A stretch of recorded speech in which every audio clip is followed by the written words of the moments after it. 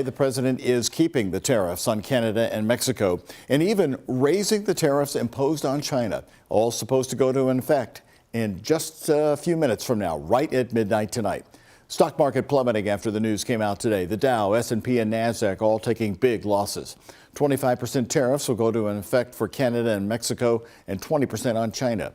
The country's already vowing to retaliate by slapping taxes right back on American goods. We are ready with $155 billion worth of tariffs, and we're ready with the first tranche of tariffs, which is $30 billion. They can't come in and steal our money and steal our jobs and take our factories and take our businesses and expect not to be punished. And they're being punished by tariffs. President Trump insisting his tariffs are meant to pressure Mexico and Canada to stop the flow of deadly drugs and migrants coming into the country. Less than 1% of the fentanyl coming in the United States last year came across the Canadian border. And we've heard from local Louisville companies these tariffs are going to hurt. What we can hope for is some kind of stable international trade policy that results in mutual trade growth. Speaking to us news since 6 o'clock tonight, Andrea Wilson with Louisville-based Michter's Distillery bracing for the impact, but still hoping for the best. Well, the Canadian Prime Minister urged his country to stop buying Kentucky bourbon by name if the tariffs are implemented. And now the bourbon capital of the world is left waiting. WHS 1119's Alex Dieterer and photojournalist Levi Hammer spoke with Michter's tonight about how they're trying to prepare. No one's really sure what's going to happen. Louisville distilleries left with questions just hours before President Trump is set to implement his tariffs after a 30-day delay.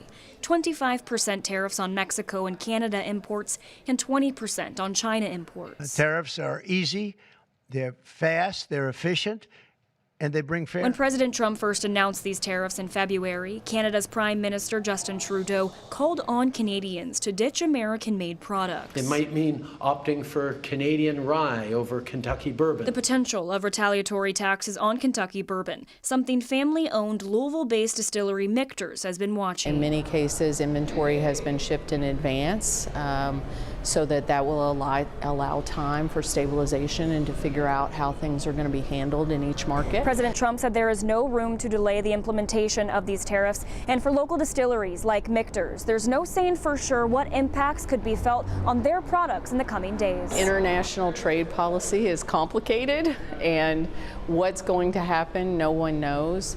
I think that demand for American whiskey is strong globally, and demand for Michter's is strong globally. The tariffs come at a critical time, just 2 months after Louisville-based Brown-Forman announced it will lay off more than 600 workers and close its Louisville cooperage, marking a noticeable shift for the volatile Kentucky bourbon industry. There may be some softening in the American whiskey industry and changes in trends, and those kinds of things are certainly happening, but I still believe American whiskey growth is strong and the opportunity is strong. Kentucky Governor Andy Beshear is already warning of the impacts that will be felt in the bluegrass state, saying on social media, quote, "Tariffs on Canada will raise the price of gas.